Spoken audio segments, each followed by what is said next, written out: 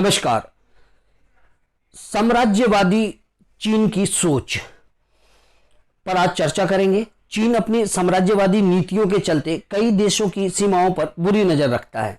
चीन की सीमा भले ही सिर्फ 14 देशों से लगती हो, लेकिन वह कम से कम 23 देशों की जमीन या समुद्री सीमाओं पर अपना दावा जताता है।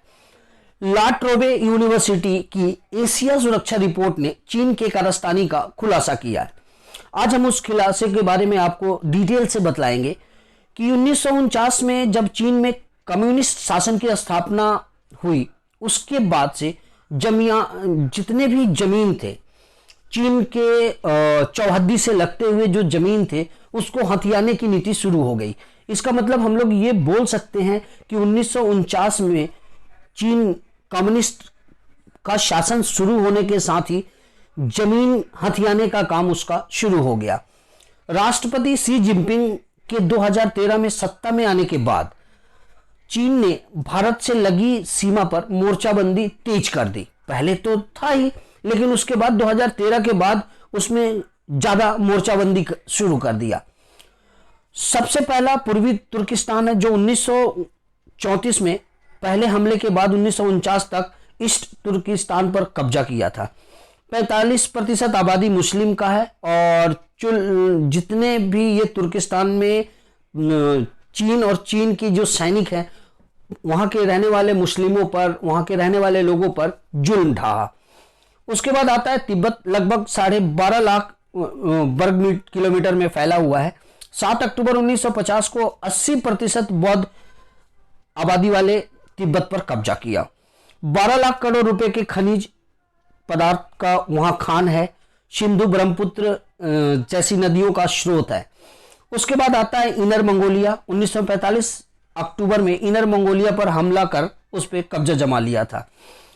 25% पूरे दुनिया का कोयले का भंडार है यहां पर और लगभग 3 करोड़ की आबादी है।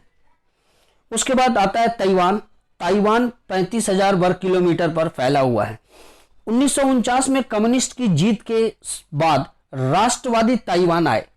चीन अपना हिस्सा मानता है इसे, क्योंकि वहां भी कम्युनिस्ट की सरकार थी और चीन में भी कम्युनिस्ट की सरकार थी, तो 1949 के बाद वो ताइवान को अपना हिस्सा मानने लगा। उसके बाद आता है हांगकांग। 1997 में हांगकांग को वो हथिया चुका था। उसके बाद से जब वहां के लोगों ने इसका विरोध कर दिया, तो अभी 2020 में राष्ट्रीय सुरक्षा कानून लागू कर शिकंजा कसने के फिराक में है। 50.5% चीन का विदेशी निवेश और व्यापार हांगकांग से ही होता है। उसके बाद आता है मकाऊ।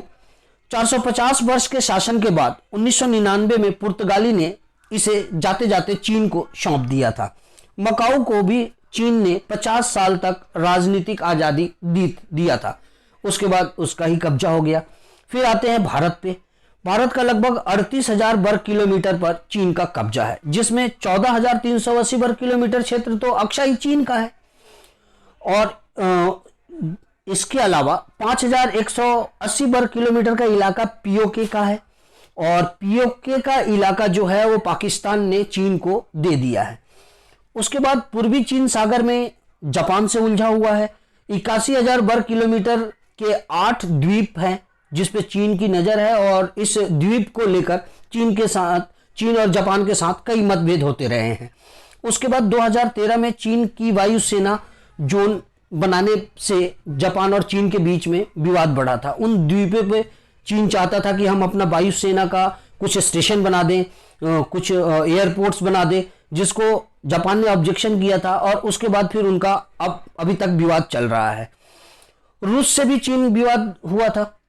रूस के साथ भी सीमा का चीन के साथ विवाद हुआ। रूस के 52,000 वर्ग किलोमीटर क्षेत्र पर चीन का विवाद अभी तक चल रहा है। 1969 में चीन की हमले की कोशिश की थी, लेकिन रूस से उसने मुंह की खाई और उसके बाद से दक्षिण चीन सागर में 7 देशों से हड़पने की कोशिश की। Taiwan, Brunei, Indonesia, Malaysia, Philippines, Vietnam, Singapore से आप लोगों को पता ही होगा कि तनाव चल रहा है और लगभग 35.5 लाख वर्ग किलोमीटर में फैले 90% क्षेत्र पर वो अपना दावा करता है। और चीन के लिए अहम क्यों है वो भी समझना जरूरी है, कि 33% यानी 3.37 लाख करोड़ का सालाना पूरे विश्व में वो कारोबार करता है। लगभग 77 अरब डॉलर का तेल, 266 lakh crore cubic feet gas भंडार चीन के पास है। चीन ने ये भी अपने आप में स्वीकार किया है कि उसका आर्थिक गलियारा जो है वो बहुत संकट में है, क्योंकि 40% परियोजनाओं पर उसका बुरा प्रभाव पड़ा है। भारत और चीन के जो रिश्ते हैं, अभी गलवान घाटी को लेकर के हुआ पूर्वी लद्दाख में, तो वो ये चीज को समझता है, मानता है कि जितनी उसके यहाँ परियोजनाएं चल रही थी उसमें लगभग 40% परियोजनाओं पर इसका बुरा प्रभाव पड़ा है। 20% प्रोजेक्ट लगभग बंद होने के कगार पे हैं, जो बाहर के हैं या अंदर के हैं वो उस पर प्रभाव पड़ा हुआ है। उसके अलावा 3.7 लाख करोड़ के गलियारों से 100 देश जुड़े हुए हैं। तो इस तरह से कुल मिला जुलाकर चीन जो है वो एशिया के अंदर में अपने आप और अपने जितने भी पड़ोसी देश हैं उनके साथ उसके सीमा को लेकर के बहुत अच्छे संबंध नहीं रहे हैं। एक उसका अधूरा ख्वाब था चीन का वन बेल्ट वन रोड से पूरे एशिया और यूरोप को जोड़ने की मुहिम थी, जो अभी भी अधूरी पड़ी हुई है, क्योंकि उसको पता है कि अगर एशिया के अंदर में कोई भी काम करना है, चाहे वो चाइना पाकिस्तान इकोनॉमिक कॉरिडोर हो या फिर वन बेल्ट वन रोड से यूरोप को जोड़ने वाली मुहिम हो, इन सब के लिए उसको भारत का साथ जरूरी है। और वैसे में वो अपने जब पड़ोसी देशों के साथ अच्छा रिश्ता निभा नहीं सकता है तो एशिया में या विश्व में अपने आप को कैसे वो अग्रणी मान सकता है।